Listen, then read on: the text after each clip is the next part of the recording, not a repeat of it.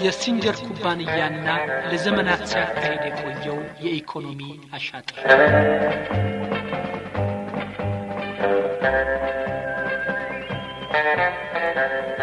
ከ80 ዓመታት በላይ በኢትዮጵያ የቆዩ የውጭ ሀገር የንግድ ኩባንያዎች ለማግኘት ቢቸግርም የሲንጀር ኩባንያ ግን በኢትዮጵያ ውስጥ ያንኑ የሚያህል ዓመታት ያሳለፈ የውጭ ሀገር የንግድ ድርጅት ነው። ሲንጀር ኩባንያ በኢትዮጵያ ውስጥ 80 ዓመትም ኖረ ከዛ በላይ ኢትዮጵያ ውስጥ 10 እና 20 ዓመታት ያህል እንኳን በኢትዮጵያ ውስጥ ከኖሩ አንዳንድ የውጭ ሀገር የንግድ ድርጅቶች ጋር የሚወዳደር አፈሯ ላይ የሚቀር ቋሚ ንብረት የለውም። ይህንን ሁሉ ዓመታት ሲኖር ሲንጀር አንድ እንኳን ለድርጅቱ ስራ ማስኬጃ የሚሆን የሰራው ቤት እንኳን የለም።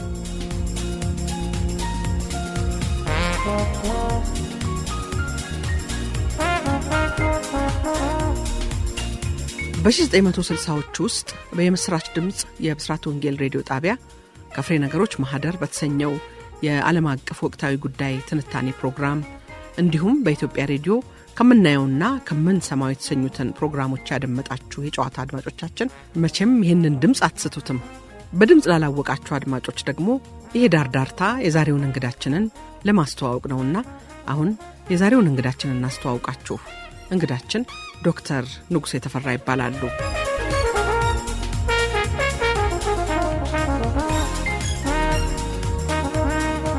ዶክተር ንጉሴ ተፈራ በምርመራ ጋዜጠኝነት ክህሎታቸው በአገራችን ከሚጠቀሱ ጥቂት ጋዜጠኞች አንዱ ናቸው። በሙያቸው በሬዲዮ ጋዜጠኝነት፣ በፖለቲካል ሳይንስ በአዲስ አበባ ዩኒቨርሲቲ፣ በመቀጠልም በጋዜጠኝነትና በኮሙኒኬሽን ስታዲስ በእንግሊዝ አገር በካርዲፍና በዌልስ ዩኒቨርሲቲዎች ማስተርስና ፒኤችዲ አግኝተዋል። በተጨማሪም በስነ ህዝብ ጉዳይና በጤና ትምህርት ስርጭት ጉዳይ ተጨማሪ ትምህርቶችን ተከታትለዋል። በስራቸው በኩል ደግሞ በሬዲዮ ጋዜጠኝነት እንዲሁም የኢትዮጵያ ጋዜጠኞች ማህበር ፕሬዝዳንት፣ የብሔራዊ የስነ ህዝብ ፖሊሲ አርቃቂ ኮሚሽን ሊቀመንበር እንዲሁም የብሔራዊ የስነ ህዝብ ጉዳይ ጽህፈት ቤት ኃላፊ፣ በምክትል ሚኒስትርነት ማዕረግ በጠቅላይ ሚኒስትር ቢሮ የውጭ ግንኙነት የፍትህና መረጃ ቢሮ ኃላፊ ሆነው እንዲሁም ላለፉት 13 ዓመታት በአሜሪካ ዋና መስሪያ ቤቱን ያደረገው የፒኤምሲ ወይንም ፖፑሌሽን ሚዲያ ኮሙኒኬሽን የኢትዮጵያ ቅርንጫፍ ተጠሪ ሆነው እየሰሩ ነው። በዚህ መስሪያ ቤት ከሙያቸው ብዙም ሳይርቁ በጤናና የስነ ህዝብ ጉዳይ ማህበራዊ ለውጥ ለማምጣት በሚያካሂዱት የተለያዩ የሚዲያ እንቅስቃሴዎች ይታወቃሉ።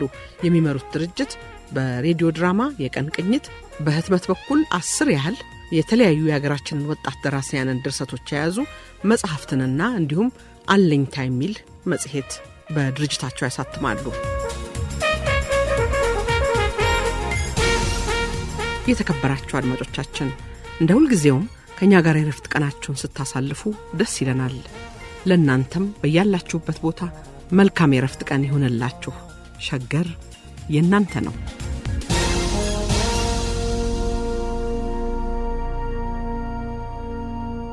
ዶክተር ንጉሴ ከኢትዮጵያ ሬዲዮ ስራው በተጨማሪ በኢትዮጵያ ቴሌቪዥንም ስራዎችን ያቀርቡ ነበር። ወቅቱ ከፍተኛ የአብዮት ትኩረት የነበረበት ስለነበር በሚዲያ ላይ የነበረው ዘመቻ ቀላል አልነበረም። በጎህ መጽሔት ላይ የነበረው ፍጭት መነሻው ምን ነበር? በዚሁ መጽሔት ላይ እርሶ የሰጡት ቃለ መጠይቅ አለ። ኢንተሮጌቲቭ የሚባለው አይነት ቃለ መጠይቅ ይመስላል። እንግዲህ ዘንድሮ ሃርድ ቶክ እንደሚባለው አይነት ነበር ቃለ መጠይቁ። በጣም ኃይለኛ ነበርና ምንድነው ምክንያቱ? እስቲ ስለሱ ያጫውቱን። እኔ በእውነት ያንን ቃለ መጠይቅ የጎህ መጽሔት ጠይቆኝ በድፍረት ወጥቼ ከመስጠቴ በፊት የመጽሔቱ የፖለቲካ አመለካከት፣ የመጽሔቱ የፖለቲካ ትኩረት ምን እንደሚጽፍ በማን ላይ እንደሚያተኩር ቀድም ብያቀዋል። ሁላችንም እናውቀዋለን። ሁላችንም የጎህ መጽሔት ማለት የማ መጽሔት ምን እንደሚሰራ ሁላችንም እናውቀዋለን። ስለዚህ ከዚህ አኳያ የመጀመሪያው ጦርነት ምንድነው? በተለያየ ስፍራ የሚሰራቸው ፕሮግራሞች በጣም ግልጽ ከመሆናቸው የተነሳ አንዱ በተለያየ መንገድ ከዛው ከጎህ አካባቢ ካለ ሁኔታ የነበራቸው አመለካከት እሱ ሃይማኖተኛ ነውና በእንደዚህ አይነቱ ማርክሲዝም ሌኒኒዝም በነበረበት ሁኔታ ሊሰራ አይችልም የሚልም ግፊትም የሚያንጸባርቁት ከሌሎቹ ጽሁፎቻቸው የተመለከትኩት። ሌላው ግን ምክንያት አድርገው በዛ መጽሔት ላይ የተነሱት በካርል ማርክስ ላይ የተናገርኩት እንግዲህ ወይዘሮ መዓዛ ታስታውሻለሽ፣ በዛን ዘመን ካርል ማርክስን መተቸት በጣም የማይቻል ጉዳይ ነው። ብዙዎች አንዱ የመንግስትን ፖሊሲ ይህንን የሚደግፍ ስለሆነ፣ ሁለተኛ ነገር ደግሞ ከፖለቲካ ሁኔታ አኳያ ብዙዎች ካርል ማርክስን እንደ አምላክ አድርገው እንድናምን የሚፈልጉበትም ጊዜና የፖለቲካ አመለካከት የነበረ ስለሆነ በዚህ መካከል እኔ መጣሁኝና ሲያበቃ ካርል ማርክስም ሰው ነው፣ የራሱ ደካማ ሁኔታዎችም ነበሩት። ራሱ የጻፈውን አንብባችኋል ወይ? ከጓደኛውስ ጋር የተጻጻፈውን ተመልክታችኋል ወይ?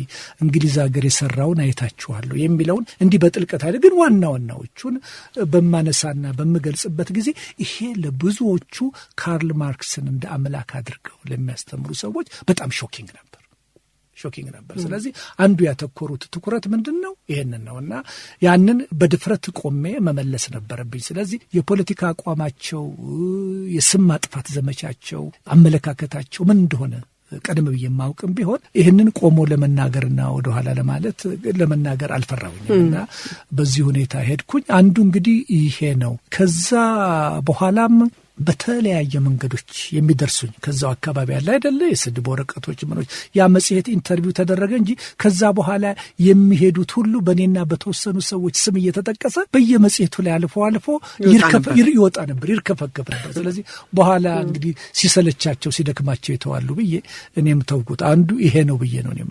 ቴሌቪዥን ላይ ምን ነበር የሚሰሩት? እንደው ቴሌቪዥን ላይ ያን ጊዜ ከሀገራችን አንድነት አኳያ የተያዘ እኔ ለሀገር የሚል ፕሮግራም ሴልፍ ሪላያንስን የሚያመለክታል አይደለ? ከዚህ ጋር የተያዘ በተለይም ደግሞ በጦርነት ራስን ስለመቻል ከዚህ ጋር የተያዘ ፕሮግራሞች ነበሩ። ለአጭር ጊዜ የሄደ ፕሮግራም ነው፣ ግን ጥሩ የሆነ ፕሮግራም ነበር። የእርሶ ዘመን ጋዜጠኝነት ዶክተር ንጉሴ የሞባይል ስልክ ባልነበረበት፣ ከኢንተርኔት በቀላሉ መረጃ ማግኘት የማይቻልበት፣ የመቅረጫ መሳሪያው ሳይቀር እንኳን ሸክም የነበረበት ነው። በሪል ቴፕ መቅረጽ፣ ኤዲት ማድረግ የነበረበት ነውና በዚህ ዘመን ወጣት ጋዜጠኛ በሆን ብለው ያውቃሉ? በዚህ በዛሬው ዘመን ማለት ነው። ያሁኑን እና ያለፈውን እኛ የነበርንበትን ጊዜ ለማነጻጸር በጣም በጣም አስቸጋሪ ነው በእውነት። ዛሬ ያኔ መረጃ ለማግኘት ኢንተርኔት የሚባል ነገር የለም።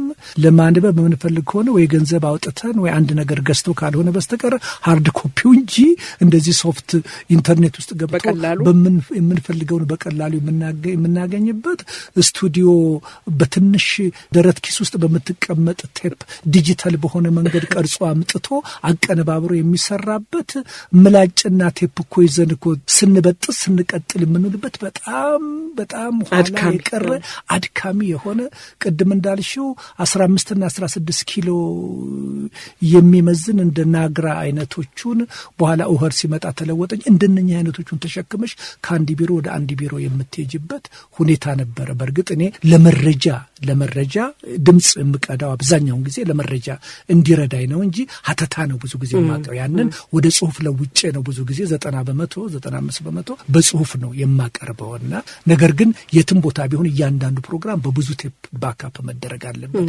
የተለያዩ ሰዎችን ማነጋገር አለብኝ። አንዳንድ ጊዜ ደግሞ መሀል ላይ ማስገባት አለብኝ በጣም ጠቃሚና አስፈላጊ በሚሆኑበት ጊዜ እና አሁን ያለው ሁኔታ በጣም የተሻለና በእውነት ይሄ አሁን ባለው ሁኔታና በተሻለ ኢንቫይሮንመንት ያሉት ወጣት ጋዜጠኞች በዛ ፍጥነትና ቅልጥፍና ደግሞ ይሰራሉ ይብይስል አንዳንድ ጊዜ ጥያቄ ውስጥ ገባለሁኝና የመጨነቁ ሁኔታ አለ አይደል? ያን ጊዜ በጣም በዚህ አይነት አድካሚ ሁኔታ ሰርተሽ ተጨንቀሽ አድማጩ ምን ይለኛል ብለሽ ለአድማጩ ያለሽ አክብሮ እያንዳንዱ አረፍተ ነገር ላይ ስታስቢ አድረሽ ነው የምትሰሪው እና የዛሬው ሁኔታ በጣም የተለየ ነው። አመለጠኝ አይሉ አለ ማለት ነው። የዘመኑስ ፉክክር አሁን መቼም በጋዜጠኞች መካከል የእርስ በርስ ፉክክርም ነበረ። እኔ ቀደም ይሄን ልስራዊ ማለት ነበር። የመከባበሩስ ነገርስ ምን መሳይ ነበረ? እንግዲህ እኔ ብስራተ ወንጌልም በነበርኩበት ጊዜ በእውነት ሁሉም የየራሱን ፕሮግራም ይሰራ ስለነበረ አንዱ ከአንዱ ጋር ተሽቀዳድሞ ተፎካክሮ የሚሰራቸው ብዙ ነገሮች አልነበሩ። ሁላችንም የምናዘጋጃቸው የፕሮግራም ርዕሶች አሉን። እያንዳንዱ የፕሮግራም ትኩረት አለው።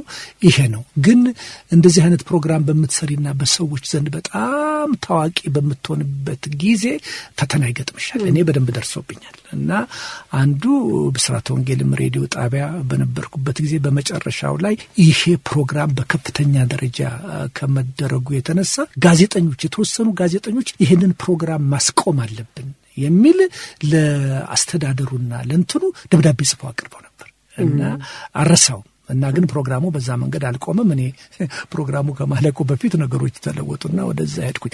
ሌላም ቦታ እንደዚህ አይነት ነገር በጣም ተራ የሆኑ አንዳንድ ነገሮች ያጋጥሙሻል። ይሄ ከሰዎች ባህሪ ጋር ያለ ነገር ነውና መልካም ነገር ስናይ አንዳንድ ጊዜ መቅናታችን አይቀርም። ያ ቅናት ወደ መጥፎ ሁኔታ እየተለወጠ ሲሄድ አንቺንም ይጎዳሻል፣ ሌላውንም ሊጎዳ ይችላል። እንደዛ ደረጃ አይሄድ የሚል ነው እንጂ በጎ ቅናት መልካም ማጋጠሙ አይቀርም ማለት ነው። መከባበር አንዳንዴ ጥሩ መከባበር ስለዚህ ላይ ምንድነው በእኛ ሀገር አልተለመደም። አሁን ሌሎች ሀገሮች ላይ በየአመቱ አመታዊ የሆኑ እንግዲህ የማወዳደር የመሸለም አክብሮትን የመግለጽ ነገር አለ እና እኛ ጋር የለም። ምናልባት እንግዲህ እርሶ የኢጋማ ፕሬዚዳንትም ነበሩ በአንድ ወቅትና እንዴት ሆኑ ወደ የኢትዮጵያ ጋዜጠኞች ማህበር ፕሬዝዳንት እንዴት ሆኑ? አንዱ ያን ጊዜ የነበረው የፖለቲካ ሁኔታ በጋዜጠኞች ዘንድ በህብረተሰቡ መካከል የነበረው በኢሃፓና በመኢሶን በሌሎችም የፖለቲካ ሁኔታዎች ይታይ የነበረው ፍጭት አለ አይደለ ሁኔታ ሪሊ ሰዎችን መርጠሽ ለመሸለምና ለማውጣት በጣም የሚቸግርበት ሁኔታ ነው። አንዳንዶችም ሰዎች እንደኔም እግዚአብሔር አጋጣሚውን ሰጥቷቸው ለመውጣት ከቻሉት በስተቀር በዛ አስጨናቂና ፈተና በሆነበት ጊዜ ውስጥ አለ አይደለ ስራ ለመስራትና አንዳንድ ነገሮችን ለማሳየትና ለመሸለም የሚቻልበት ሁኔታ ለማሳየት በጣም ሌላው ደግሞ በባህላችን ምንድነው በጣም ጥሩ ነገር አንስተ ዛሬስ ብንል ዛሬም ቢሆን ሪሊ ጥሩ ስራ ይሰሩ በተለያየ መመዘኛ አውጥቶ መሸለም ሪኮግናይዝ ማድረግ በባህላችን የተለመደ አይደለም። ሰው ሁሉ ሲሸለም ደስ ይለዋል። ለመሸለም ግን ጊዜ ይወስድበታል በጣም ይሄ ነው በሁላችንም ዘንድ ያለው። አሁን የጋዜጠኛ በሆን መጀመሪያ እኔ እንድሸለም እፈልጋለሁ። እኔ ካልተሸለምኩኝ ሌሎች በሚሸለሙበት ኮሚቴ ውስጥ ገብቼ ሌሎችን ለማንገስ ወይም እንትን ለማለት ይጨንቀኛል። ይሄ ነው በብዙዎቻችን በዚህ ምክንያት እድገት ይጠፋል። ይሄ በእውነት ለወደፊቱም ይሄ ባህል ድርጅቶችን ግለሰቦችን ለሰሩት ስራ ሪዋርድ ማድረግ ያስፈልጋል እና አሁን እንደናሳምነው አይነቶቹ ሌሎችም በጋዜጠኛው ዓለምና ኢትዮጵያ ውስጥ የተለያየ ስራ የሰሩትን ሁኔታ እንደዚህ ስማቸውን አልፎ ከምጠቅሽው በስተቀር ቋሚ የሆነ ቀሪ የሆነ በዚህ ሀገር የጋዜጠኝነትን መነሻና አቅጣጫ በዛ ዘመንና ሁኔታ በጠበበ አካሄድ ይህን ሰርተው አቀርበዋል ብለሽ የምታደርጊውና የምትሰሪው ወይም የተቀመጠው የተሰጠ ብዙም ነገር የለምና ሌሎች ሀገሮች አሁን በስማቸው ትምህርት ቤት ይከፈትላቸዋል፣ ሽልማት ይሰጥበታል። እውነት ነው። ከሚያስፈልጋቸው ሰዎች የኢትዮጵያ ጋዜጠኝነት ትምህርት ቤት ሊያስታውሳቸው ከሚገባ ሰዎች አንዱ እውነት ነው ሳምነው ገብረወልድ ነው። የጋዜጠኞች ማህበር በተመለከተ ተመርጬ መጀመሪያ ምክትል ፕሬዚደንት ነበርኩኝ። ሰብሳቢያችን አቶ ብርሃኑ ዘሪሁን ነበር። አቶ ብርሃኑ ዘሪሁን እንደምታውቂ በጣም ሂውመን የሆነ በጣም ጥሩ ሰው ነው።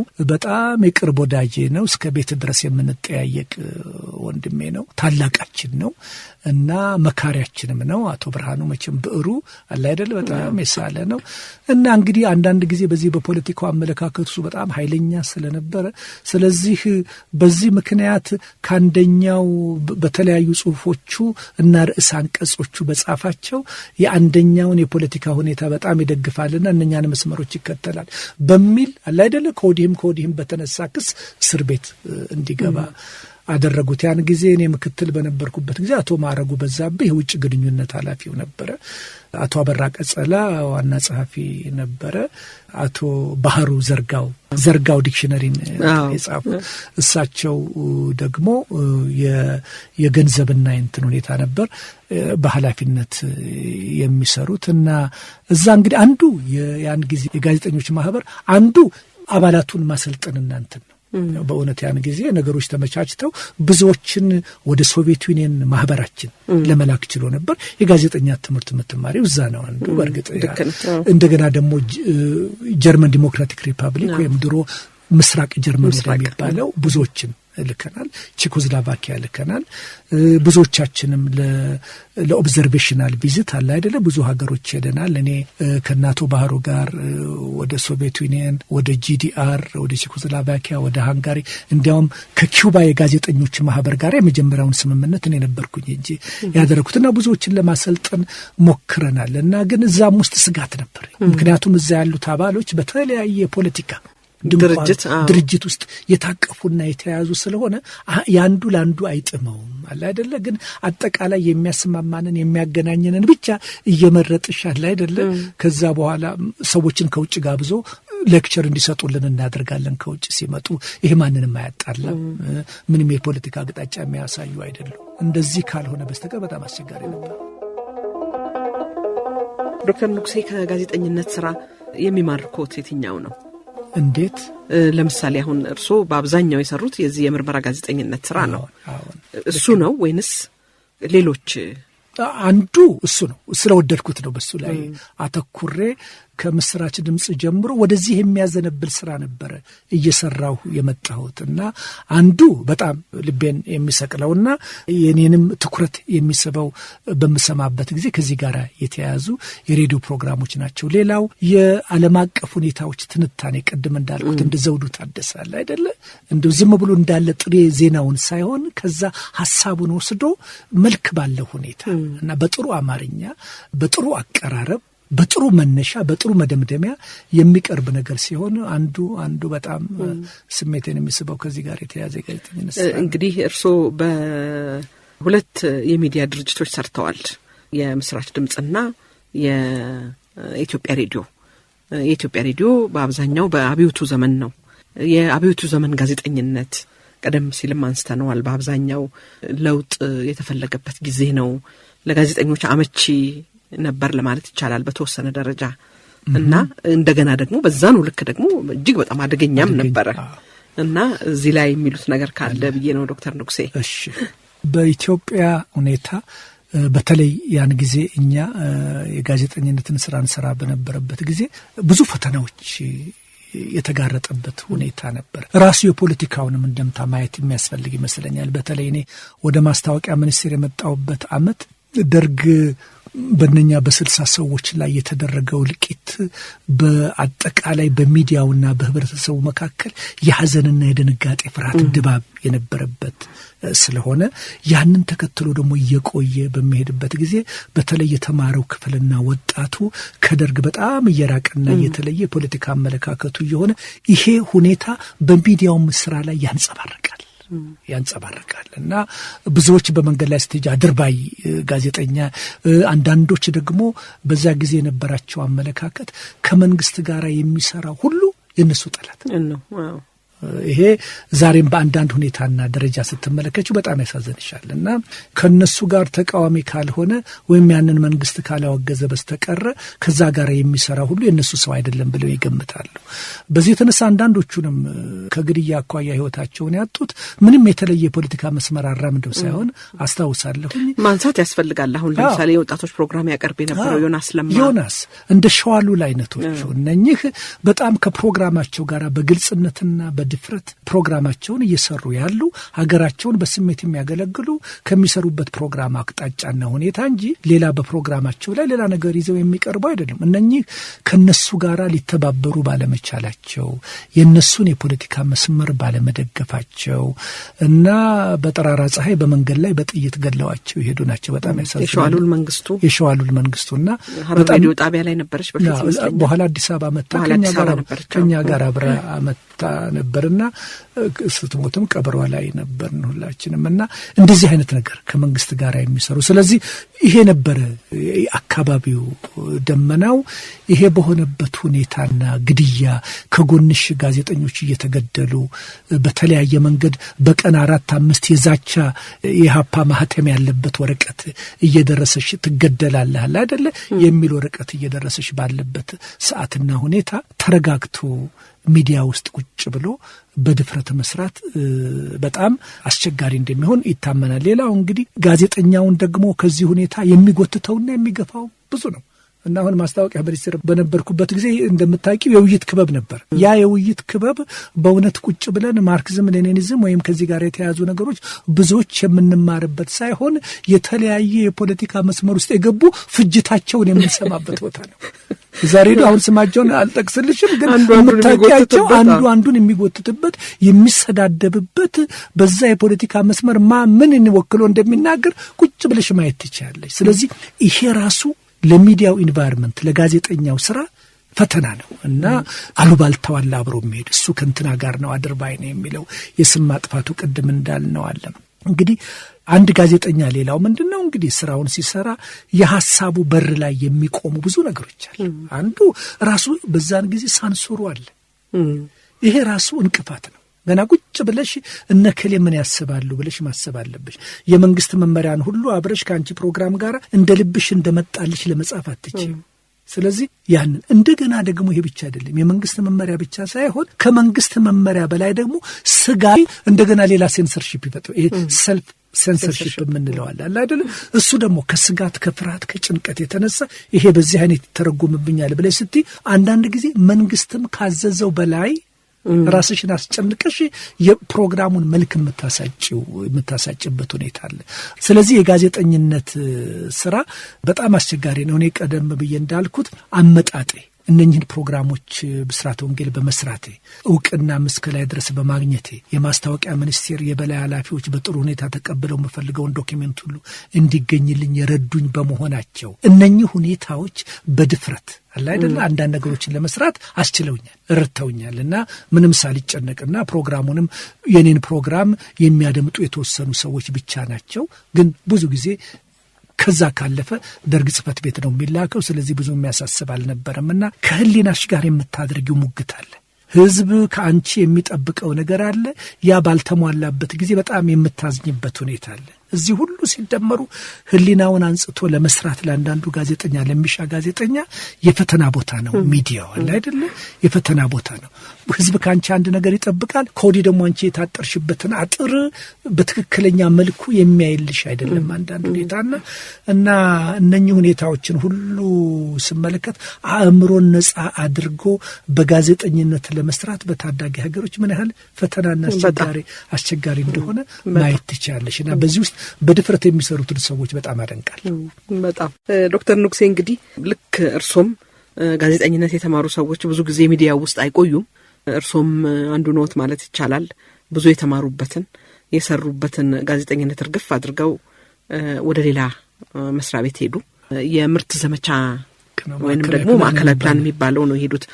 እርሶ ኖት በፈቃደኝነት የሄዱት ወይንስ ግፊት ነበረበት? አሁንም የለም።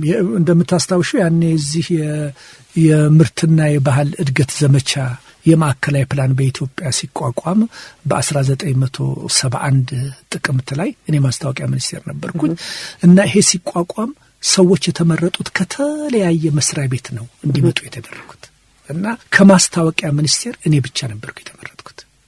ስለዚህ አንድ ቀን ጠዋት ልክ ከዚህ በፊት እንደደረሰው ደርግ ጽፈት ቤት ተጠርቼ ሄድኩኝ። ሊቀመንበሩ ጋር ገባሁኝ። ከእንግዲህ ወዲህ የምናተኩረው እስካሁን በፖለቲካው ጦርነት ውስጥ አልፈናል። አሁን በምርት ዘመቻ ላይ ለማተኮር እንፈልጋለን። ከተለያዩ አካባቢ ሰዎችን እያመጣን ነው። አንተንም ከማስታወቂያ ሚኒስቴር ወደ ምርት ዘመቻ ማስታወቂያ ቢሮ ከታምራት ፈረደ ጋራ አብራችሁ እንድትሰሩ የተወሰነ ስለሆነ ደብዳቤ ይደርሳልና ይህም ከስራህና ካደረከው አስተዋጽኦ አኳያ በዚህ ትረዳናለህ ብለን የምናስብ ስለሆነ ነው የሚል ተነገረኝ። ከዛ በኋላ ደብዳቤ ተጽፎ ከሊቀመንበሩ ቢሮ ደረሰኝ። ከዛ በኋላ ዘመቻ መምሪያ ገባሁኝ። ስለዚህ እኔ ጠይቄ ሳይሆን ያን ጊዜ ከሁሉም ስፍራ የሚመጡ ሰዎች ዘመቻ መምሪያ እንዲያውም ደሞዛችንን የምንቀበለው ለ2 ዓመት ተኩል ከማስታወቂያ ሚኒስቴር ነበር። እዛ እየተቀበልኩ የምሰራው ግን እዛ ነው። ቢሮአችን እዛ ልዑል መኮንን ቤት ነበረ። ከአሜሪካን ኤምባሲ ዝቅ ብሎ የታችኛው ዋና ምርት ዘመቻው ከአዲስ አበባ ዩኒቨርሲቲ ፊት ለፊት ነው ያለው። እዛ ገባን። እንግዲህ የኔ ስራ የተሰጠኝ ምንድነው የማስታወቂያ ሚኒስቴርን የሚዲያውን ስራ ከልማት አኳያ ማስተባበር ነው። ከልማት አኳያ አንዳንድ አርቲክሎችን የሚደረገውን የኢኮኖሚ ውይይት ሊቀመንበር መንግስቱ የሚመሩ በየሳምንቱ 2-3 ቀን የሚመራ ስብሰባ አለ። እዛ ተገኝቶ የሚደረገውን ውይይት ከኢኮኖሚ ዘመቻው አኳያ ከኢኮኖሚ ግንባታ አኳያ ይህንን ደግሞ ግንባር ለማጠንከር የሚያስችል አርቲክል መጻፍ ነው፣ መጽሔት ማዘጋጀት ነው። ይህንን ነበረ እንድሰራ ተመድቤ እዛ የመጣሁት። እኔ ብቻ አይደለሁም። በእንግሊዝኛውም ዘርፍ ለሬዲዮም ለቴሌቪዥንም ለብዙ ቦታ የሚሰሩ አሉ። ግን በሀገራዊ ቋንቋዎች በተለያዩ ቋንቋዎች የሚዘጋጁትን በሙሉ የማስተባብረው እኔ ነበረ። ለዚህ ነበረ ወደዛ የመጣሁትና አንዱ በእውነት እዛ መምጣቴ የሀገራችን የኢኮኖሚና ማህበራዊ ሁኔታዎች ሁሉ ላይ ሰፊ የሆነ ጥናት የሚደረግበት እዛ ዘመቻ መምሪያ ነበር። ውይይት የሚደረግበት እዛ የነበረ ነበር። እዛ ደግሞ የነበሩት የምታስታውሽው በሀገሪቱ ውስጥ አሉ የሚባሉ ዩኒቨርሲቲም በውጭ ሀገርም ያሉ የተለያዩ ባለሙያዎችና ኤክስፐርቶች ከኃይለ ሥላሴ ጊዜ ጀምሮ አስተዋጽኦ ያደረጉ ሁሉ ተመርጠው ነው እዛ የመጡት እና ትምህርት ቤት ነበር። እኔ አገሬን የኢኮኖሚና የማህበራዊ ሁኔታው ኢቭን የሚዲያውን ሁኔታ ያን 10 ዓመቱ መሪ ዕቅድ ይሰራል ነበር። የኢትዮጵያ የሚዲያ ታሪክ ለመጀመሪያ ጊዜ የተጻፈው የ10 ዓመቱ መሪ ዕቅድ እዛ ነው። ኮፒው አለኝ አሁን ያ ለ10 ዓመቱ የሚዲያ ፕላን ለመዘርጋት የ10 ዓመቱን መሪ ዕቅድ ለማዘጋጀት ታሪኩን ከድሮ ጀምሮ ማምጣት ያስፈልግ ነበርና የበለጠ ሚዲያውንም ከታሪክ አኳያ ለማወቅ የሀገሬንም ኢኮኖሚ ልማት እንድገነዘብ ያስቻለኝ መስሪያ ቤት ነው። እሱ ብቻ አይደለም። በኋላም ደግሞ ወደ እንግሊዝ ሀገር በሚሄድበት ጊዜ ተወዳድሬ የአውሮፓ ዩኒየንን ፈንድ ተጠቅሜ ወደዛ እንዲሄድ አሸንፌ የረዳኝም ያው መስሪያ ቤቱ ነው። እንግዲህ ብሔራዊ ሰርቶ አደሩ ቁጥጥር ኮሚቴ ከመግባቱ በፊት ነበር ወደ እንግሊዝ ሀገር ሄዱት? የለም ከገባ በኋላ ነው። የሰርቶ አደሩ ቁጥጥር ኮሚቴ ገብቼ ሳይሆን የጸረ ሙስና ትግል የመጀመሪያው ትልቁ ነው እና ያን ጊዜ 15 ሰዎች በብሔራዊ ደረጃ ተመረጡ። የሚያስተባበሩት አቶ ታደሰ ወልደ ገብርኤል የሚባሉ ያን ጊዜ የሀገሪቱ ዋና ኦዲተር የነበሩ ሰው ናቸው እና 15 ሰዎች ከተመረጡት ውስጥ አንዱ ነው የነበርኩኝ። አንዱ አቶ ፈለቀ ነበሩ፣ ታውቂያቸዋለሽ፣ የኮሜርስ ትምህርት ቤት ዳይሬክተር የነበሩ። አዲስ አበባ ዩኒቨርሲቲ አቶ ዮሐንስ ሂሩይ ነበረ አለ አይደል፣ ድሮ በኢትዮጵያ ሬዲዮ የሕግን ጉዳይ ማብራሪያ የሚሰጡት የጠቅላይ ፍርድ ቤት ዳኛ የነበሩት አሁን ስማቸው ጠፋኝ።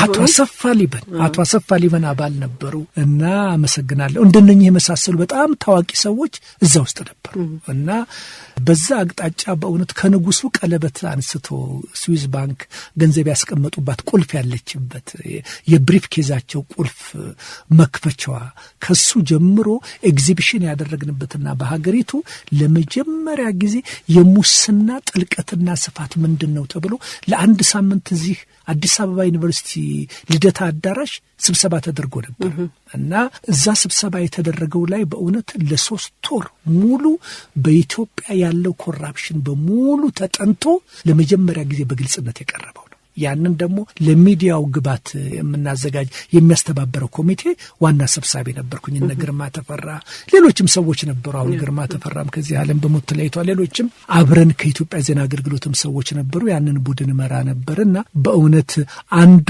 የሚያስገርመኝ ነገር ምንድነው፣ አንድ ጊዜ በያለበት በየመስሪያ ቤቱ የቁጥጥር የሰርቶ አደሩ ቁጥጥር ኮሚቴ መመሪያዎች ያላቸው መመሪያዎች አሉ። አንድ አይኑን ያንን የሰሩልን አፈወርቅ ተክሌ ናቸው፣ እሳቸው ናቸው። ከዛ ስር ያለውን መዘርዝር እስቲ አንድ መመሪያ ምንበት ነው ይምጣ ተባለና አንድ ቀን ድክም ብሎኝ ቤት ገብቼ ጓድ አስራት የሊቀ መንበሩ አጎት ናቸው የሚባሉት የቁጥጥር ኮሚቴ ይሰፋ የነበሩት እሳቸው ደውሉና ዝርዝር የሆነ መመሪያ ከዚህ በፊት እንደተነጋገርነው አዘጋጅተን አምጣልኝ አለ። አመጣው።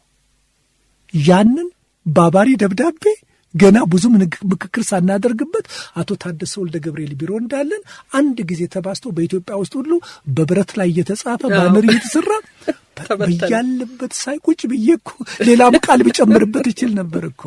ሌላው በእውነት ወይዘሮ መዓዛ በዛን ጊዜ አንዱ ይሄንን የኮራፕሽንን የቁጥጥር ስናደርግ ከአቶ ጸጋዬ ገብረመድህን ጋር ያጋጠመኝ አንድ ኢንሲደንት አለ ማረሳት። ያቺ ታሪክ ምንድነች? አንድ ጊዜ ደርግ ጽሕፈት ቤት ኮሎኔል ተካ አቶ አስራት ኮሎኔል ወንዳዬ በኋላ የፍትህ ሚኒስትር የነበሩ በጣም ጥሩ ሰው ናቸው እና አዋቂ ሰው የህግ ባለሙያ ናቸው። ባሉበት ይህንን ሚዲያውን ከቲያትር አኳያ ከዘፈን አኳያ ከሙዚቃ አኳያ እንዲያቀነባብሩ ሚዲያው ተጠናክሮ እንዲሰራ ስብሰባ ተጠርቶ ነበር። እዛው እስከነበሩት ሰዎች መካከል አንዱ ተስፋዬ ለማ ነው፣ የራስ ቲያትር ዋና ኃላፊ ነበረ። ሁለተኛው አቶ ጸጋዬ ገብረመድህን ነው። ከሚዲያው አኳያ አቶ በዓሉ ግርማ ነው። የሚዲያው አስተባባሪ ደግሞ እዛ መካከል አለው እና አቶ ታደሰ ወልደ ገብርኤል አሉ እና አቶ አስራት ወልዴ ምን የሚል ቃል ተናገሩ? ይሄ ቀበሌ የሚል ለሀገሩ ፍቅር ያለውን ሰው ማነሳሳት አለብን እያሉ ነበር የሚናገሩትና ከዛ በኋላ አቶ ጸጋዬ ገብረመድህን ተነሳና አቶ አስራት አንድ ነገር ልጠይቃል፣ ይሄ ቀበሌ እየተተለተለ የሚገባው ህዝብ ከናንተ ጋር ነው ያለው ነው የምትለኝ አለና ይሄ ብቻ አይደለም፣ ይሄ ምን እንደሆነ ልንገር አለ። ይሄ ወደ ቀበሌ እየሮጠ የሚገባው ህዝብ አለ ለጨውና ለበቆሎ ሲል ነው አንድ የሚገባው አለ። ሁለተኛ ከመግባቱ በፊት የመውጫውን ሰዓት እያሰበ የሚመጣ ነው አለ። አረሰው ይሄ እኮ ኃይለኛ ንግግር ነው፣ በጣም ድፍረት። ከዛ በኋላ አስታውሳለሁኝና ከዛ ስብሰባው ካለቀ በኋላ ሳምሃው እንደ መሳቅም እንደ ቁጣም ሆኖ አለቀ። ከአቶ ጸጋዬ ገብረመድህን ጋር ወደ ኢትዮጵያ ሆቴል አብረን እንሄድ። ንጉሴ ከሱ ቤተሰብ ጋር እንተዋወቃለን። የሱ ወንድም ንጋቱ ገብረመድህን የቅርብ ጓደኛዬ ነው። እንዲያውም ሲያገባም ሚዜው ነበርኩኝና በዚህ ከሱ ጋር እንተዋወቃለንና እዛ ሆነን እነኚህ ሰዎች እኮ ልክ እንደ አውጫጭኝ አይነት ነው የሚያደርጉታል። አሁን እኮ ንጉሴ እነኚህ ሰዎች የሚጮሁት እኮ ጮህ የህዝብ ጮህታ አይመስል ውስጣቸው ያለውን የራሳቸውን ጮህት ነው የሚጮሁት። አሁን እዚህ ውስጥ ግባ ነው የምትለኝ? እዚህ ውስጥ ድርሰት ጻፍ ነው የምትለኝ? ጸጋዬ ለማንኛውም የከተማው ወሬ የዚህ የቁጥጥር ኮሚቴ እና የዚህ ዘመቻው ላይ የሙስና ዘመቻው ላይ ከተማው ወሬ ዘመቻው ወደ ላይ ከፍ ያለ ሲሄድ ቆመ የሚል ነበር። አንድ እኔ ጻፍኩት አንድ ግጥም ነበር በፖስተር ከተማ ውስጥ የተለጠፈ ሰምተሽ እንደሆነ በፖስተር ስናሰራ አንዱ ምን የሚል ነው? ያኔ 500 ብር ደሞዝ ትልቅ ነገር ነው። ስለዚህ ምን የሚል ነበር የጻፍኩት? በፖስተር ተሰርቶ ከተማውም ክፍለ ሀገርም በኋላ ተነሳ። ምንድን የሚል ነው? የወር ደሞዙ 500 የቀን ወጪው 300 ሎተሪ ያልወጣለት ውርስ የለው ይህን ሰው ማንን በለው የሚል ነው። በያለበት ስሩ የተጻፈው ምን እንደሆነ ልንገርሽ? ማውቁን እናውቃለን ብንናገር እናልቃለን የሚል። በዚህ ምክንያት ያ ሁሉ ፖስተር በከተማ ውስጥ የነበረው እየተቀደደ ተነሳ። በሸገር 102.1 የቅዳሜ ጨዋታን እያደመጣችሁ ነው አድማጮቻችን። የዛሬ እንግዳችን አንጋፋው ጋዜጠኛ ዶክተር ንጉሴ ተፈራ ናቸው። ዶክተር ንጉሴ ወደ ሌላኛው ደግሞ አርስት ከመሻገራችን በፊት አንዳንድ ነገሮች ላንሳ ብዬ ነው። ቀደምም ጀመር እንዳደረጉት ወደ እንግሊዝ ሀገር ለትምህርት ሄዱ። ትምህርት አይጠገብም ብለው ነው ዶክተር ወደ እንግሊዝ የሄዱት ወይንስ ምክንያቱም በዚሁ በጋዜጠኝነትና በኮሙኒኬሽን ነው ትኩረት ሆነ ያደረጉት? አሁን ለመማር ከፍተኛ ጉጉት ነበር። ስለዚህ ዘመቻ መምሪያ ደግሞ እንደምታስታውሽው በሀገሪቱ ውስጥ ያን ጊዜ ወደ ውጭ ሀገር ለማስተርስና ለፒኤችዲ የሚሄዱትን ሰዎች የሚልክ ዘመቻ መምሪያ ብቻ ነበር። ከአዲስ አበባ ዩኒቨርሲቲ የሚጨርሱትንም በዲግሪና በዲፕሎማ ደረጃ የምንመድበው እኛ ነበርን። ታስታውሽ? ትምህርት ሚኒስቴር አልነበረም፣ ዘመቻ መምሪያ ነበር። አይ ሁላችንም ለስራ የተሰማራ ነው በዛ በኩል የተሰማራሽው እና በዚህ ምክንያት ሁሉም መስሪያ ቤቶች የሚያዩት ወደ ዘመቻ መምሪያ ነውና ስለዚህ የመማር እድሉ አለ። እኔም አመለከትኩኝ፣ ውድድር ነበረ፣ ያንን አለፍኩኝ። ግማሹ በሲዳ ገንዘብ ይሄዳል፣ ግማሹ በብሪቲሽ ካውንስል ገንዘብ ይሄዳል፣ ግማሹ በተባበሩት መንግስታት ዩኤንዲፒ ገንዘብ ይሄዳል፣ ግማሹ ደግሞ በዚህ በአውሮፓ ዩኒየን ያን ጊዜ ኢሮፒያን ኢኮኖሚክ ኮሚሽን ነበር የሚባለው። እኔ በዛ አሸነፍኩኝና ወደ ዩኒቨርሲቲ ኦፍ ዌልስ ሄድኩ። ሲሄድ የተመደበልኝ ገንዘብ የ3 ዓመት ነበር። እንደው አንድ ሚስጥር ነው ማለት 3 ዓመት ሄደ። እዛ ሲሄድ ትምህርቴን በ14ኛው ወር ጨረስኩኝ። ስለዚህ ከ1 ዓመት ተኩል በላይ የሚሆን ገንዘብ ተረፈ። እንግዲያው መንግስት ይሄንን አላወቀም አለ አይደለ? ዝም ብዬ ለ3 ዓመት ትምህርት ተፈቅዶልኛል። ፒኤችዲን ቀጠልኩኝ። ወዲያውኑ ሱፐርቫይዘሬን አነጋገርኩት። ያንን አየ፣ ሁሉን ነገር አየ፣ ለካውንስሉ አቀረበ። ካውንስሉ ተመለከተ፣ ተቀበለኝ። ትምህርቱን ኢሚዲየትሊ መጀመር የምትችል ከሆነ ይሄንን አስፍተህ በ2 ዓመት ተኩልና በ3 ዓመት ውስጥ ጨርሰ መሄድም ትችላለህ። ያው እዛ 12 ወር ነው የምትማሪው የምትሰሪው ሪሰርችሽን እና እንደዚህ ማድረግ ትችላለህ የሚላለ። በኋላ 1 ዓመት ተኩል ገንዘብ ስሙዝሊ ከዛው እየተቀበልኩኝ ለዩኒቨርሲቲው እየተከፈለ ቀጠለ። በኋላ 1 ዓመት ተኩል የሚሆን ገንዘብ ከየት ይምጣ? ያን ጊዜ ዩኒቨርሲቲው የሰራሁትን ስራ በሙሉ አይቶ ለዩኒቨርሲቲው ለዌልስ ቴሌቪዥን ደብዳቤ ለብዙ ቦታ ለአንድ 3-4 ቦታ ጻፈልኝ። የዌልስ ቴሌቪዥን ስለኔ የተጻፈውን ፕሮፋይል አይቶ በጣም ወደደው እና እንረዳለን አለ። ግን በተወሰነ ጊዜ የተወሰነ ሰዓት እኛ ጋር መጥተህ እየሰራህ ትሄዳለህ፣ ለትምህርት ቤቱ የቀረውን ገንዘብ እኛ እንከፍልልሃለን አሉኝ። በዛ ሁኔታ ተማርኩኝ። ትምህርቴን ጨርሼ እንደገና ያው ወደ ሀገሬ ተመልሼ ዌልስ ቴሌቪዥን ላይ ምን ነበር የሚሰሩት? የለም ፕሮግራም አይደለም፣ ሪሰርች ነበር። በተለይ ታዳጊ ሀገሮችን የሚመለከቱ ባክግራውንድ ማቴሪያል ዜና የሚያቀርቡ ከሆነ ባክግራውንድ ኢንፎርሜሽን እየፈለግኩኝ እያጠናሁኝ እየጻፍኩኝ ዜናውን ለሚሰሩ ለሚያነቡ ለሪሰርች የሚሆን ድጋፍ ማቴሪያል ሰጥ ነበር። የተወሰነ ስራዎች ኤሪያዎች ሰጥተውኛል። በዛ አቅጣጫ እየፈለኩኝ እያነበብኩኝ ላይብራሪ እየሄድኩኝ እነሱ ሰጣለሁኝ። አንድ ጊዜ ሊደግፉኝ ማስበው ነው። አንድ ጊዜ ገንዘቡን ክፍያውን ከፈሉልኝ። እንግዲህ እንግሊዝ ሀገር በትምህርትም ቢያሳልፉት ሌላ ትዝታ አለዎት ወይ? አንዳንድ ነገር ቢጨምሩ ጥሩ ነው። ይሄ እንግዲህ በደርግ ጊዜ መሰለኝ ነው። በደርግ ጊዜ ነው። በደርግ ጊዜ በእውነት አንዱ ብዙ ሰው አይመለስም። እውነት ነው። ብዙ ሰው ወደዚህም ስመለስ ለምን አትመለስም? አትቀርም ለምን አትቀርም? ወይም ደግሞ ከዚህ አልፎ ለምን ወደ አሜሪካ አትሄድም የሚለው ማንም እንደሚያደርገው ጥያቄ አለ። እኔ እውነቱን ለመናገር እንደው ውጪ የመቅረቱ ሁኔታ ብልጭ አይልልኝ። ይሄ ነው ያደኩበት ሁኔታ። እና አሁን አሜሪካን ሀገር ስንት ጊዜ ሄደሃል ብትይ መቸለታ ነው ስቆጥር ከመነሻው ጀምሮ ወደ 38 ጊዜ ወደ አሜሪካን ሀገር ሄጃለሁኝ። እና እነኚህ 38 ዓመቶች ሞር ወደ ሀገሬ 38 ጉዞዎች ሞር ወደ ሀገሬ እንዳይ የሚያደርጉኝ ሆነው አግኝቻቸዋለሁ። እና ሰው መቼም ዴስቲኒው ምን እንደሚሆን አታውቂም ማለት ነው። የተለያዩ አንዳንዱ የሚሄደው ወዶ ሳይሆን ከሕክምናም ከችግርም ከተለያየ መንገድ ይሆናል። ስለዚህ በሄዱት ሰዎች ላይ ነው የተለየ ፊሊንግና ወይም የተለየ ነገር ለመናገር ፈልጌ ራሴን ነው የምናገረው። እና ይሄ ደግሞ ነገ ሐሳቤ ምን እንደሚሆን ደግሞ እግዚአብሔር ነው የሚያውቀው፣ አይታወቅም። ስለዚህ በእንደዚህ አይነት ሁኔታ አንዱ ለመቅረት የነበረኝ ሁኔታ ይሄ ነው። ሌላ እንግዲህ እንግሊዝ ሀገር በነበርኩበት ጊዜ በእውነት አንዱ ትልቁ እንግሊዝ ሀገር በጣም ትልቅ ብዙ ለመማርና ለማየት ለሚፈልግ ሰው ብዙ ነገር ማየት ትችላለሽ። በተለይ ከጋዜጠኝነት ስራ አኳያ ብዙ መጽሐፍቶች አሉ። ለትምህርት ለሚሄድ ሰው ጥሩ ነው። የትምህርት ባህር ነው ብለሽ ታስቢ። ሪሰርቹ ምን ዋላ አይደል? አሁን ገና ያላነበብኳቸው እስካሁን ድረስ ከ100 ዓመት በላይ በኢትዮጵያ ሁኔታ ላይ በተለያዩ ሰዎች የተጻፉ ዝም ብዬ ገባ እናገኝና በውሰት አንዳንዴ ላይብረሪ በዋስትና የሚመጡ መጽሐፎች አሉ። እና እነኛን መጽሐፎች ፎቶኮፒ አድርጌ አለ አይደለ ጥቂቶቹ ደግሞ ሌሎችም ማነባቸው ስላሉ ሁሉንም አንብቤ ገና ያልጨረስኳቸው በኢትዮጵያ ላይ ያሉ ብዙ መጽሐፍቶች አሉ። ሌላው እዛ በነበርኩበት ጊዜ በእውነት አንዱ በኢትዮጵያዊነት የሚያስጨንቅሽ ነገር ምንድነው? በድርቁ ጊዜ ነው። በዛ በትልቁ ድርቅ ጊዜ ነው የሄድኩት። እና ይሄንን ብዙ ጊዜ ከሌሎችም ሰዎች ሰምተሽ ይሆናል።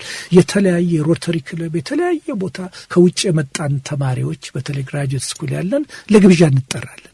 አጠገብሽ እንግሊዞች የውጭ ሰዎች በሚመጡበት ጊዜ ከኢትዮጵያ ነው የመጣሁት ብለሽ ስትያቸው ሽሪንክ ያደርጋል። አንተ በጣም በጥሩ ሁኔታ ነው የምትገኘው፣ ቤተሰቦች በህይወት አሉ፣ ስንቶቹን ቀብረህን የመጣ እና ከዛ በኋላ ታሪክሽን የት መጀመር ትችያለሽ? ይሄ ለብዙዎች ፈተና ነበር። እና አንዳንዶች እንዲያውም አልፈው ኢትዮጵያ አይደለሁም እስከ ማለት የሚደርሱ ነበር። እና እንዲያውም አንድ ሰው አደፋፍሬ ከታንዛኒያ የመጣ በኢትዮጵያ ረሃብ ላይና እዛ በነበረው አመለካከት እንደገና ደግሞ ጋዜጦች በዛ ጊዜ እንዴት አድርገው እንደሚያወጡ የነበረው ሁኔታ የተዛባ ሁኔታ ሁሉ አለ አይደል? የተጻፈውን አንድ የማስተርስ ቲሰስ በዛ ላይ ጽፎ ኮፒውን ይዤ መጥቻለሁ። በጣም ጥሩ የሆነ ያን ጊዜ የረሃቡ ታሪክ የኢትዮጵያን ኢሜጅ እንዴት አድርገው ዲስትሮይ እንዳደረገው አንዳንዱ ጄንዊን ባልሆነ መንገድ ፕሮግራማቸውን ለመስራት ብቻ ሲሉ እንዴት አድርገው የኢትዮጵያን ረሃብተኞች መነገጃ እንዳደረጉት በዛ ደግሞ መነገጃ የተሰበሰበው ገንዘብ አብዛኛው እዚህ ሀገር የገባ ገንዘብ አይደለም። እና ብዙዎች የከበሩበት ድርጅታቸውን ያቋቋሙበት ነው። እነኛን ለማየትና ለመረዳት ይያለሁ። እንግዲህ የሚዲያ ተግባር የመጥቀሙን ያክልም ዘላለማዊ ጠባሳም ትቶ የሚሄድበት መንገድም አለ። አንዱ የኛ ሀገር እንግዲህ ታሪክ በዚህ በድርቁ በኩል ያለው ይህንን ያስታውሳል። ዶክተር ንጉሴ ቀጥለው የሰሩት በጠቅላይ ሚኒስትር ጽሕፈት ቤት ነበረ። ወደዛ ለመሄድ የነበረው አጋጣሚ ምን ነበር? እንግዲህ እኔ ከእንግሊዝ ሀገር እንደመጣሁኝ ወዲያውኑ ብዙ ሳይቆይ አንድ ጊዜ ጀነራል አዲስ ተድላ ያን ጊዜ ኮሎኔል አዲስ ተድላ የዘመቻ መምሪያ ምክትል ሰብሳቢ የነበሩት አንተ ማስታወቂያ ሚኒስቴር ሄደህ በምክትል ሚኒስትርነት ከእንግሊዝ ሀገር እንደመጣው ተወስኗልና ጓድ ሊቀመንበር ሊያነጋግርህ ይፈልጋል የሚል ተነገረኝ። በምንም አይነት ሌላም አማላጅ ምልከው ሰው የለም፣ እርሱን ነው አማላጅ ምልከው። በምንም አይነት ነው ማስታወቂያ ሚኒስቴር ሄጄ በዛ በጣም መጥፎ በሆነ ሲቹዌሽን ብዙ ነገር መስራት በማትችይበት ሁኔታ ለመስራት ፍጹም የማልችል መሆኑን እና እስከዛሬ ድረስ ሀገሬን ለቅቄ መሄድ አላሰብኩም ነበር። አሁን ግን ጓድ አዲስ ሀገሬን ለቅቄ እንዲሄድ የሚያሳስበኝ ሁኔታ ነው ያጋጠመኝ ብዬ ነው የተናገርኩትና በኋላ ይሄንን ሲሰሙና እምቢ ማለቴን ሲረዱ አቶ ኃይሉ ይመኑ በኋላ ጠቅላይ ሚኒስትር የነበሩት እሳቸው በዚሁ በምክትል ሚኒስትርነት ማዕረግ ለምን የሶስት መስሪያ ቤቶች ቀጥታውን ሪፖርት የሚያደርጉ ለጠቅላይ ሚኒስትር አሉ። የውጭ ጉዳይ ሚኒስቴር፣ የፍትህ ሚኒስቴር፣ የማስታወቂያ ሚኒስቴር ድሮ በነበሩት በምክትል ጠቅላይ ሚኒስትሮች ስራ አይደለም ያለው፣ ቀጥታ ለጠቅላይ ሚኒስትሩ ነው ተጠሪነታቸው እና እነኚህን ሶስቱን መስሪያ ቤት የሚያስተባብር ሰው በምክትል ሚኒስትርነት የቢሮ ኃላፊ ይፈለግ ነበር እና አቶ ኃይሉ ጋር ደግሞ ዘመቻ መምሪያ ላይ ብዙ ጊዜ አብረን የሰራን ስለነበረ አቶ ኃይሉ ይመኑ እኔን ያነጋግሩኛል። ለምን እኔ ጋር አትመጣም ዘመቻ መምሪያም አብረን ይሄንን ወርዳለሁ አልኩ። እንግዲህ እርሱ አንድ ተጨማሪ አማላጅ ይሆንልኝና ከዚያስ እዛ ቦታ ምክትል ሚኒስትርነት ቦታ ማን እንደገባ ታውቂያለሽ? ያኔ ወደ ሶቪየት ዩኒየን ለመሄድ ውድድር አድርገን በኔ ቦታ የገባው መርድ በቀለ፣ አሁንም ደግሞ መርድ በቀለ በኔ ቦታ እዚህ ቦታ ገባ። አጋጣሚው በጣም የሚገርም ነውና እኔ ደግሞ ወደ ጠቅላይ ሚኒስትር ጽህፈት ቤት ሚኒስትሮች ምክር ቤት የአቶ ኃይሉ መኑ የዚህ የቢሮ ኃላፊ ሆኜ ገባሁኝ እና እንግዲህ ዋናው ተግባር በዛ ላይ ሰራቸው የነበረው ከነኚህ መስሪያ ቤቶች የሚመጡትን ሁኔታዎች ማየት ነውና በዛ በነበርኩበት ጊዜ በተለይ ይቅርታ ዶክተር ንጉሴ እንግዲህ ይሄ የደርግ የመጨረሻዎቹ ጊዜዎች ናቸው። እነዚህ ተረጋግቶ መስራትም አስቸጋሪ ነው። ግን ቢሆንም ደግሞ እርስዎ ከእንግሊዝ ሀገር እንደመጡ አዲስ ስራ የጀመሩበት መስሪያ ቤት ነው። እዛ የጀመርንበት ነው። እንዲያውም እዛ ከመጣሁኝ በኋላ እንዳልሽው የመጨረሻ ሰዓት ነበርና የዓለም አቀፍ ኢንቫይሮንመንቱም የፖለቲካ ኢንቫይሮንመንቱ እነ ግላስኖት አለ አይደለ የተለያዩ ሁኔታዎች የመጡ ስለነበረ የሶቪየት ዩኒየን ከኢትዮጵያ ጋር ያለ የፖለቲካ ግንኙነት ሁሉ እየላላና እየተለወጠ የመጣበት ጊዜና በስልጣን ላይ ያሉትም ሰዎች ሁሉ በጣም በከፍተኛ ጭንቀትና ፍርሃት ላይ የነበሩበት ሰዓት መሆኑ ሁላችንም ይታወቃል። እና ሌላው በዛ ጊዜ እዛ በነበርኩበት ጊዜ አንዱ እንዲያውም መሰራት የተጀመረው የመጨረሻው አንድ አመት በሚቀርበት ጊዜ የቅይጥ ኢኮኖሚው ፖሊሲ ነበር። ልክ ነው። እና አንዱ ያኔ ማስታወሰው እዛ ስብሰባ ላይ አቶ ኃይሉ ተገኝተህ አንዳንድ ለሪፖርትም ሆነ በኋላ ለመወያያ ለውሳኔ የሚረዱ ነጥቦችን ትይዝልኛለህ ትረዳኛለህ ብለው ያ ስብሰባ የቅይጥ ኢኮኖሚው ፖሊሲ ለማውጣት ውይይት በሚደረግበት ጊዜ ነበር። የመጨረሻ ሰዓት ላይ አሁን ደርሰናል። ይሄ አሁን የመጨረሻ ለማከም ወይም ለመለወጥ የተደረገ የመጨረሻ ሙከራ ነው። እውነት ነው። የሚገርምሽ የማረሳው ነገር በሰው ባህሪ በዛ ውስጥ እስከ መጨረሻው ድረስ ይህን ፖሊሲ የመቃወምና የማርክሲዝም ሌኒኒዝም ትምህርትና አቅጣጫ መለወጥ የለበትም ብለው ደግሞ የሚከራከሩ የመጨረሻው መውደቂያ ጫፍ ላይ የነበሩ ሰዎች ነበር። በጣም እስካሁን አስታውሳለሁኝና እሱ በጣም የዓለም ሁኔታ እየተቀየረ ያለ የዓለም ሁኔታ እንግዲህ ጎርባቾቭ መጥተዋል። ከኢትዮጵያ ጋር ያለው ሁኔታ የላላ ነበርና ያለውን የዓለም አቀፍ ሁኔታ በውል የተገነዘቡ ግን ሊገነዘቡ የሚችሉ ሰዎች አንዱ እዛ በነበርኩበት ጊዜ በእውነት በኋላም ካለው ሁኔታ የማረሳቸውና የተሳተፍኩባቸው ሁለት ሶስት ነገሮች አይረሱኝ። አንዱ የዚህ የቅይጥ ኢኮኖሚው ፖሊሲ በሚወጣበት ጊዜ እዛ መሆኔና ማየቴ ሪል የመጨረሻ ሰዓት ላይ ሰዎች ምን ማድረግ እንደሚያስቡና እንደሚችሉ ከብዙ ሰዎች ገጽታ ያለውን ፍርሃትና ስጋት በአጠቃላይ መመልከት የሚያስችልሽ ትምህርት ቤት ነው ብዬ እላለሁ። ሌላው ያን ጊዜ ትንሽ ቀደም ብሎ በአንደኛው ምክትል ጠቅላይ ሚኒስትር የቀረበ ሐሳብና በኋላ እንደ ፖሊሲ ሆኖ ሊወጣ የታሰበ ምንድነው በየቤቱ ያን ጊዜ ዲሽ መስቀልና ቴሌቪዥን ማየት የውጭ ማየት የተጀመረበት ምልክቶች ይታዩ ነበር እና በዚህ ሁኔታ ከፍተኛ ስጋት ነበር። እና አንዱ አስታውሳለሁኝ ከዚህ አቅጣጫ አቶ ኃይሉ ይመኑ በሚሰበስቡት ስብሰባ በአንደኛው ምክትል ጠቅላይ ሚኒስትር የቀረበ እንደዚህ አይነቱ የኢንፎርሜሽን ሁኔታ በጣም ለሀገራችን አሁን በተለይ ባለንበት ሁኔታ አደገኛና የሌሎችንም ሀገሮች እንቅስቃሴና ሁኔታ የሚያሳይ ስለሆነ በጣም የሚል ነው። ስለዚህ ምንድን ነበረ ለኢትዮጵያ ቴሌኮሙኒኬሽንና ለትራንስፖርት መገናኛ ሊጻፍ የተረቀቀው ደብዳቤ በማንም ሰው ቤት ከኤምባሲዎች በስተቀር አለ አይደል ምንም አይደል። እነኛ ኤምባሲዎች ደግሞ በዚሁ ግዴታ ገብተው ከቅጥር ግቢያቸው ውጪ በየትኛውም ስፍራ ላይ ዲሽ ለመስቀል የተፈቀደ እንዳይሆን የሚል በጣም አደገኛ ሁኔታ ነበር ያለውና እንደውም አንዳንድ ሰዎች ኤምባሲ አጠገብ ያሉ ሰዎች በዛ ባለው ዲሽ ለመመልከት ለመሳብ አንዳንድ ሙከራ ያደርጉ ነበር። ልክ ነው። በዚህ አቅጣጫም ደግሞ እርምጃና ክትትል እንዲያደርግ ቴሌኮሙኒኬሽን ብቻ ሳይሆን የደህንነት ክፍሉም ይሄን እንዲከታተል የሚል ነበርና ወደ ቢሮ ከገባን በኋላ አቶ ኃይሉ እስቲ በሌሎች አፍሪካ ሀገሮች ያለውን ልምድ አንተ ከሚዲያው ጋር የቆየህ ስለሆነ እንደው አንድ ወረቀት ብታቀርብልኝ ውሳኔ ከመስጠታችን በፊት እስቲ እንየውኛ ምን ያህል የቀረብንና ምን ያህል የራቀን መሆናችንን ለማሳየት ይረዳኛል አሉና ከተለያዩ ስፍራዎች በተለይ ያን ጊዜ የአሜሪካን ኤምባሲ ኢሲኤ አለ አይደለም ውስጥ ያሉ ሰዎች የተለያዩ ረዱን እና ኢንፎርሜሽን አገኘንና ፍጹም እንደዚህ አይነቱ ነገር እንደዚህ አይነት ቁጥጥር በምንም አይነት መንገድ በየትኛው ክልከላ የሌለበት መሆኑንና እነማን ሀገሮች ልቅ አድርገው እንዲያውም የተወሰነ ገንዘብ ብቻ ለመንግስት እየከፈሉ የሚበረታታበት ሁኔታ ነው። አቶ ኃይሉ ጠረጴዛቸው ላይ ያስቀመጡት ውሳኔ ሆኖ የሚወጣው ደብዳቤ አቆ ከዛ በኋላ የት እንዲሄድ አላውቅም። ያንተን ከኔ ማስታወሻ ጋራ እሳቸው አስቀመጡት ፋይላቸው ስከተቱት በዛው ቀር አንዱ እሱ ነው ማረሰው። አቶ ኃይሉ ሌላው ነገር ምንድነው አንድ ድራማ ብሔራዊ አዲስ አበባ ማዘጋጃ ቤት ድራማ የማን ነው አባተ አቶ አባተ መኩሪያ አንድ ድራማ አንድ ቲያትር ሰርቶ ተከልክሎበት ነበር። አቶ ኃይሉ ያንን ኢንፎርሜሽን ያገኛሉ። አቶ አባተ የነን ያጫውትሻልና እንደዚህ አይነት ቲያትር አለ እንደዚህ አይነት ሰዎች ነገሩኝና ከአንዳንድ ቦታ ስጋት አለ አንተ አይተህ ንገረኝ አሉ። አቶ አባተን ጠየቁት እና ሊያዋልኩት አሳየኝ እና ማዘጋጃ ቤት ሄድና ሪፖርት አቀረብኩላቸው። በማግስቱ ነው የወሰኑት ቲያትሩ ሊታይ ይችላል ብለው አንዱ የማረሳው ነው በእንደዚህ አይነቱ።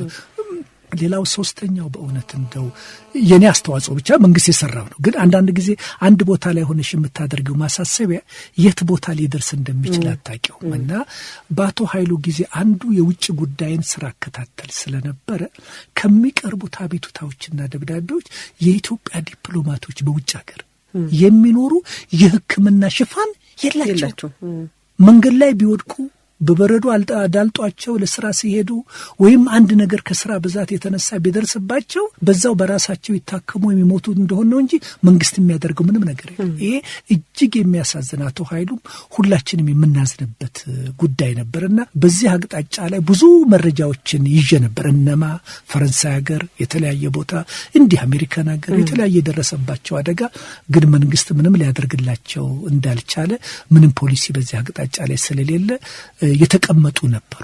ልክ ኢህአዴግ ሲገባ በዛው የውጭ ጉዳይ የፍትህና የማስታወቂያ ቢሮ ሆኜ እንድቀጥል ደብዳቤ ተጽፎልኝ በዛው ቀጠልኩኝና አንድ ኒውዮርክ ላይ የነበረ ካውንስለር አውቀዋለሁኝ በሩቅ ገብረመድህን የሚባል ድሮ ቱሪዝም ኮሚሽን የሚሰራ ነበረ እና እሱ በድንገት ይወድቅና አደጋ ላይ ይደርሳል እና ያን ጊዜ ምን ይሆናል ሆስፒታል ገብቶ ከሳውዲ አረቢያ የቪዛ ነው እንደዚህ የመሳሰለ ገንዘብ እንዲተጠራቀመ በዛ የተላለፈ ያ ገንዘብ ምንም አማራጭ ስለሌለ ያ ገንዘብ እንዲከፈል ይደረጋል እና በውጭ ጉዳይ ሚኒስትሩ በአቶ ስዩም በኩል ደብዳቤ ይጻፋል ለጠቅላይ ሚኒስትሩና ይሄንን በእኛ የሕክምና ፖሊሲ የለም ይሄንን ሰውዬ ግን አስገዳጅ ሁኔታ ሆኖ እንደዚህ አድርገናልና አንድ ነገር ይደረግልን ይሳቡ ወይስ ሰረዝልን አለ አይደለ እንደዚህ ተደርጓልና ምንም አማራጭ አልነበረንም የሚል ነው። ለአቶ ታምራት ያንን ደብዳቤ ከማቅረቤ በፊት ታሪካዊ ሁኔታውን በሙሉ የነበረውን ረጅም የሆነ ጥናት አድርጌ ለአቶ ታምራት አቀረብኩኝ። አቶ ታምራት ለማመን አልቻለም።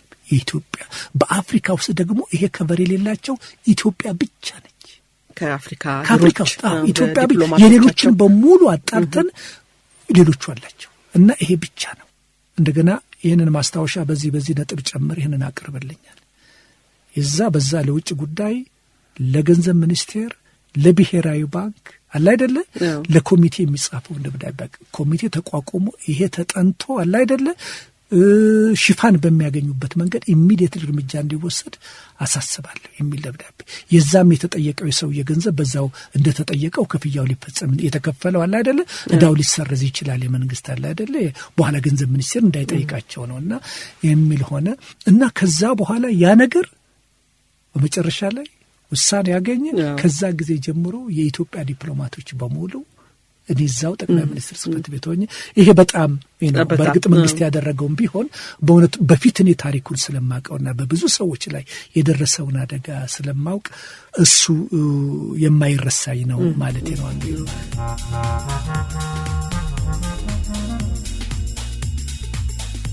የመጀመሪያውን ክፍል የእንግዳችንን የዶክተር ንጉሴን ጨዋታ እዚህ ላይ እናሳርፋለን።